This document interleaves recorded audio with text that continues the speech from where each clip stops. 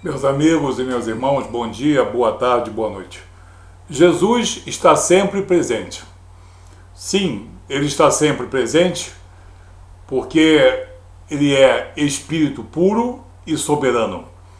Ele é espírito infinito, eterno e também imutável. Ele é também onipresente, imanente e transcendente. Então, Jesus está sempre presente. Está sempre presente para ser rejeitado e está sempre presente para ser aceito. Dizer que Jesus não está presente, podemos dizer que ele não esteja presente no entendimento de muitas pessoas. Mas o seu espírito, imanente e transcendente e onipresente, está sempre presente. Para contemplar, através do Espírito Santo, aqueles que lhe prestam honra, a verdadeira honra ao seu nome, a plenitude ao significado real do seu nome e da sua obra redentora. Mas ele está sempre presente também para testemunhar de um juízo vindouro que estará nas mãos dele, segundo ele diz no Evangelho de João, capítulo 5, versículo 22. Que Deus Pai a ninguém julga, mas deu ao Filho todo julgamento. Jesus está presente, mas como observador e oportuno juiz, em certos lugares e em certas condições. Não fazendo cumplicidade, não sendo conivente, não que ele esteja aprovando as coisas que ali se praticam, mas ele está presente, observando o coração, o espírito, o discernimento e a palavra que sai da boca do homem. Se é de acordo com a verdade ou se é uma palavra de engano. Bênção ou maldição. Jesus presente é sempre bênção? Para um homem cristão, sim. Mas para aquele que anda escarnecendo de certos aspectos do seu nome, da sua obra e da sua missão, eu não gostaria de continuar a falar. Jesus está sempre presente como observador para seu juízo em todos os lugares aonde se nega a sua redenção. Sim, somente em nosso Senhor Jesus Cristo existe a redenção, em que o homem é, no caso, redimido da sua natureza pecaminosa, tem os seus pecados perdoados, é reconciliado com Deus e é justificado pela sua obra redentora. Então, nos lugares onde a redenção pelo seu sangue é negada ou escarnecida, ele está presente para um futuro juízo. O apóstolo Paulo, na carta aos Efésios, capítulo 1, versículo 7, diz: no qual Jesus temos a redenção pelo seu sangue, a remissão dos pecados, segundo a riqueza de sua graça. Segundo a riqueza de sua graça. E o mesmo apóstolo, em Romanos, capítulo 3, versículos 24 e 25. Sendo justificados gratuitamente por sua graça, mediante a redenção que há em Cristo Jesus, a quem Deus propôs no seu sangue como propiciação mediante a fé, para manifestar a sua justiça, por ter Deus, na sua tolerância, deixado impunes os pecados anteriormente cometidos. Então, Jesus está presente para, no caso, contemplar a muitos, mas para também observar a outros que estão lançando dardos contra a sua vontade, lançando dardos inflamados contra a sua obra redentora e contra a verdade das Escrituras Sagradas.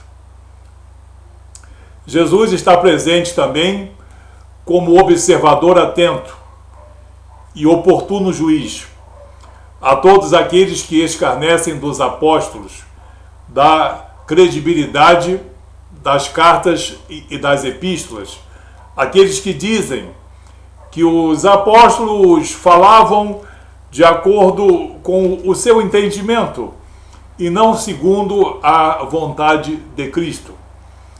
Será que esses estão mentindo ou estão dizendo a verdade? Estão mentindo.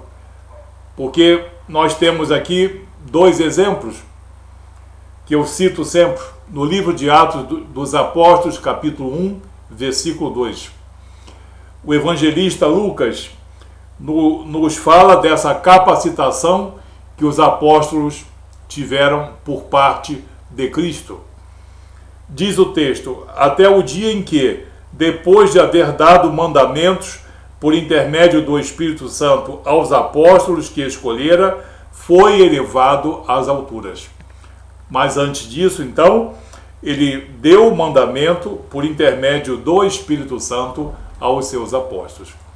E nós temos a clássica passagem da autenticidade e da legitimidade e da credibilidade do apóstolo Paulo, no mesmo livro de Atos dos Apóstolos, capítulo 9, versículos 15 e versículo 17, em que Jesus diz a Ananias: este é escolhido por mim como meu fiel representante perante os reis, perante os príncipes, perante os gentios e perante todo o povo de Israel.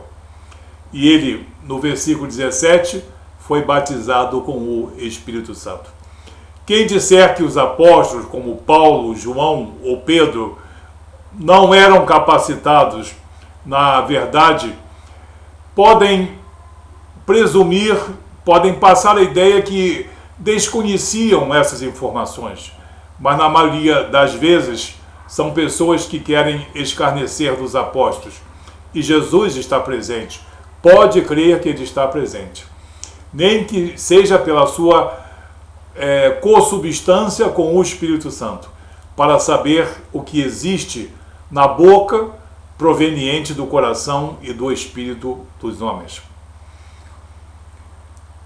Em terceiro lugar, dos que escarnecem da sua soberania, dos que o chamam de mestre a todo momento, que exuberam em palestras e ensinamentos em que Jesus é, em primeiro lugar, mestre, em segundo lugar, mestre, e terceiro lugar, mestre.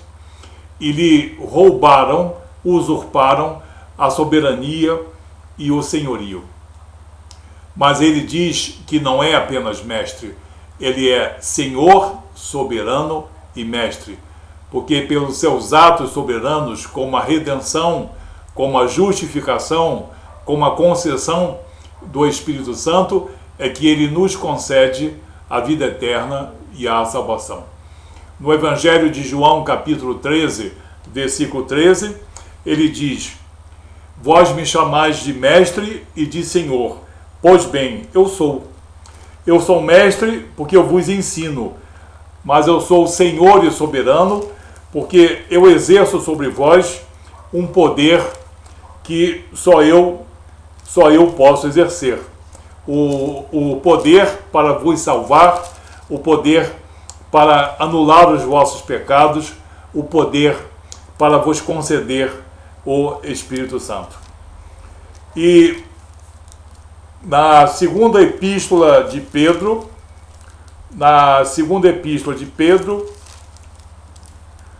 no capítulo 3, versículo 18, diz o apóstolo: antes crescei na graça e no conhecimento do nosso Senhor e Salvador, Jesus Cristo. A ele seja a glória, tanto agora como no dia eterno. Quer dizer, tanto agora quanto eternamente. Nosso Senhor e Salvador. Senhor aí, o soberano, o proprietário, o dono de nossa alma, o dono de nosso espírito, de nosso destino espiritual em toda a eternidade. Jesus é mestre, mas ele é principalmente Senhor e soberano. É o que ele disse em João 13:13, e é o que o apóstolo Pedro diz aqui na sua segunda epístola, capítulo 3, versículo 18. Ele está também presente para juízo futuro, nos lugares onde os profetas e as profecias são desprezados ou escarnecidos.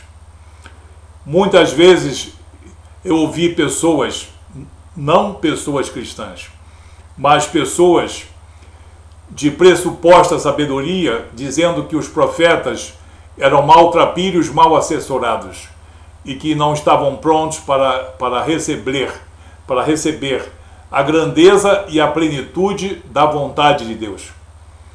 Olha bem que coisa absurda, como se Deus escolhesse homens e não pudesse capacitá-los. Os apóstolos foram, sim, homens abençoados e homens abençoadores, que portaram a palavra de Deus, mesmo em épocas tão remotas, mas foram capacitados por Deus.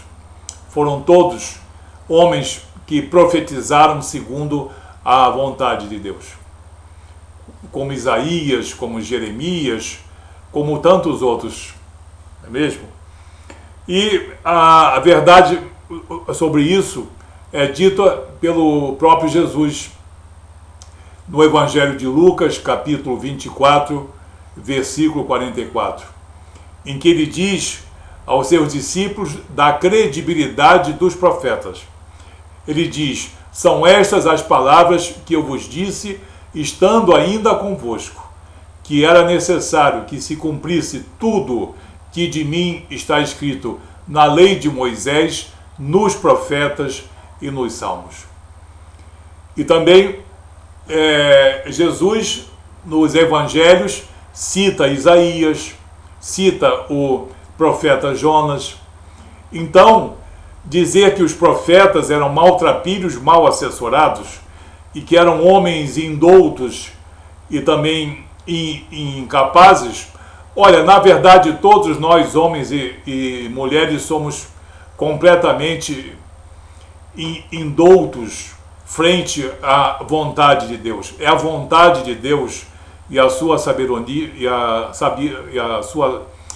sabedoria soberana é que nos dá autoridade e discernimento para termos uma condição cristã, para pregarmos o Evangelho e para nós identificarmos as heresias. Porque o homem sozinho não consegue fazer isso. Somente com um ato soberano de Deus em nossas vidas. Então, apesar dos homens tentarem escarnecer dos profetas, Jesus prestigiou os profetas. Outro exemplo, Jesus está presente nos lugares como observador e futuro juiz, em todos os lugares onde as escrituras são escarnecidas. São escarnecidas, são negadas ou são desdenhadas, ou são adulteradas, ou são interpretadas de modo fracionado e malicioso. Não existe sabedoria nesses homens, existe malícia para deturpar a palavra de Deus, de Jesus, dos profetas e dos apóstolos. Jesus está presente nesses locais, como observador e juiz severo, em tempo oportuno.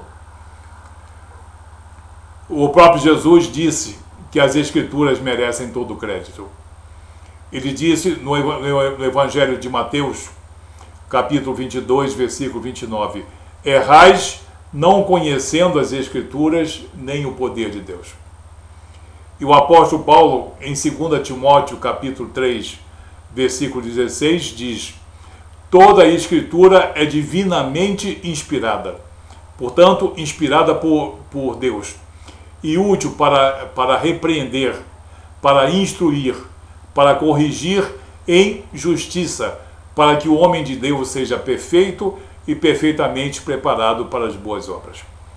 Então Jesus está presente, sim, mas nesses lugares aonde as Escrituras são escarnecidas, ele está como observador, como testemunha e como futuro juiz.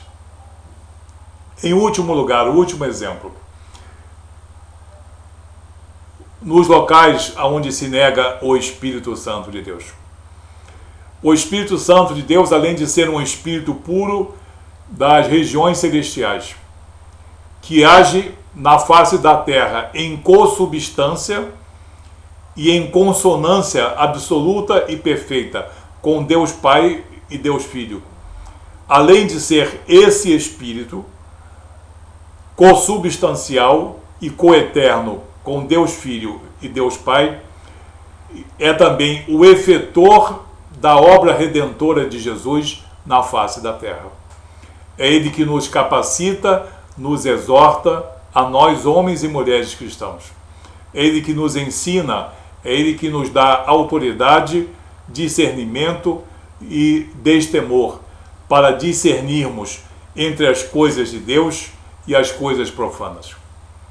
Então, negar o Espírito Santo é negar esse Espírito, e esse Espírito também é promessa de Deus Pai e é promessa de Deus Filho. Olha bem a gravidade dos que negam a promessa de Deus Pai e a promessa de Deus Filho. A promessa de Deus Pai, para darmos um exemplo, está no livro do profeta Ezequiel, no capítulo 36, a partir do versículo 24, em que Deus promete, em curtas palavras: vos darei um coração novo, vos darei um espírito novo e colocarei dentro de vós o meu espírito. O Espírito Santo de Deus, Ruach HaKodesh. Não crer na promessa de Deus Pai, desdenhá-la. Jesus está presente? Está presente. Jesus está, no caso, sorrindo e aplaudindo? Não. Ele está testificando da corrupção do coração dos homens. Uma outra promessa é a promessa do Filho, a promessa do próprio Jesus. Nos locais onde se escarnece do Espírito Santo, Jesus está presente, testemunhando e para juízo futuro de todos aqueles que escarnecem da sua promessa, do Espírito que é o efetor da sua vontade na face da terra, porque é o Espírito que capacita toda a igreja cristã. No Evangelho de João, capítulo 14, versículo 26, também no mesmo Evangelho, no capítulo 15, versículo 26, ele fala do Espírito Santo, o Espírito da verdade, que o Consolador, que o Pai enviará em meu nome, esse vos ensinará todas as coisas e vos fará lembrar de tudo aquilo quanto vos tenho dito. Então, esses são apenas alguns exemplos de lugares, de ambientes, às vezes cheios de vida, cheios de espiritualidade, mas sem vida espiritual, porque Jesus está presente, mas não está em comunhão com essas pessoas. É uma palavra um tanto rude, mas é uma palavra verdadeira, que vem do Espírito de Deus e vem das Escrituras, como exortação a todos nós. Uns têm a presença de Jesus, sim, em sua vida, como bênção, como aquele provedor que nos sustenta e nos guarda através do poder do Espírito Santo de Deus. Mas muitos o têm nas proximidades, como testemunha e como juiz futuro de suas más obras. O homem que tiver sabedoria terá compreendido muito bem o que foi dito nesse vídeo. Que Deus abençoe você em nome de Jesus, porque tudo que foi dito aqui veio da vontade de Deus e da vontade das Escrituras Sagradas. Tenhamos sabedoria no Senhor para discernirmos o que é certo e o que é errado. pode crer que Jesus está sempre presente. Essa é a grande bênção para uns e um triste destino para outros. Que Deus abençoe você em nome de Jesus.